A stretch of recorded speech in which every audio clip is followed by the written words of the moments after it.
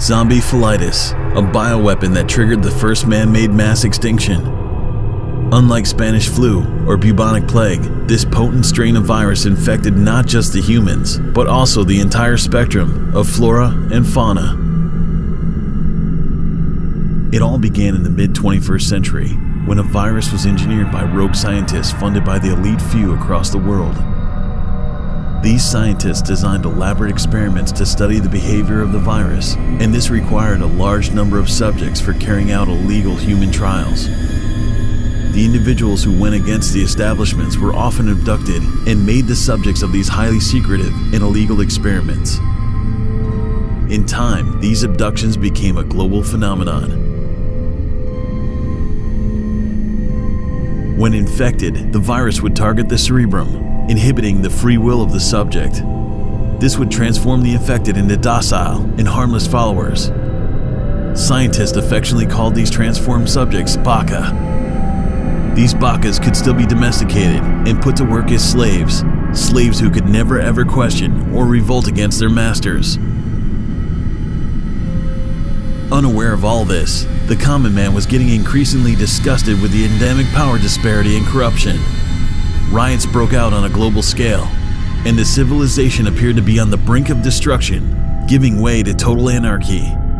When it seemed like the greatest revolution in the history of mankind was imminent, the elite few saw an opportunity and connived to release the virus on a global scale. Poisoning the food chain was one of the fastest means to spread the virus. The mega slaughterhouses, which provided food to billions across the world, injected the livestock with the virus. Gallons of concentrated virus were also released into the water reservoirs of the populated centers.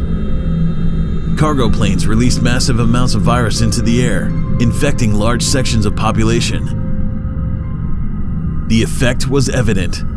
Free will was eradicated. Humans were reduced to brain-dead creatures, wandering aimlessly. One look at their eyes could confirm that there was no soul left inside. This became a common sight worldwide. Bustling metropolises were reduced into haunted towns with bakas. Abandoned vehicles, the dead and dying littering the streets. The perpetrators reveled in the success of their evil plan of crushing the global rebellion.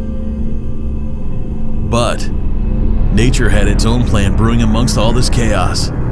The virus mutated and went above and beyond the original purpose for which it was designed. In the first stage of mutation, the infected started showing signs of increased aggression. Cannibalism started taking roots among the infected. In the subsequent stages of mutation, the virus had rotted the flesh of the infected inside out and increased the aggression levels by many-fold. With the total collapse of food chain, cannibalism was now the only means of survival. The wild got wilder when the mutated strain of virus attacked even the primates. The lines between civilization and wild were blurred. The earth was reduced to endless hordes of zombies who had a relentless thirst for the uninfected.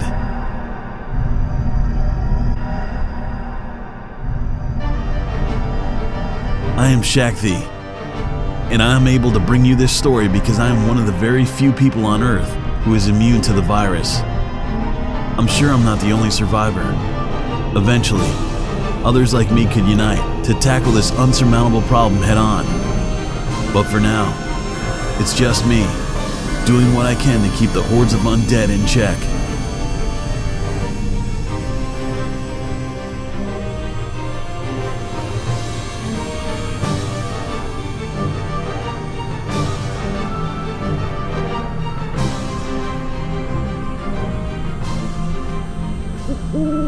Ooh.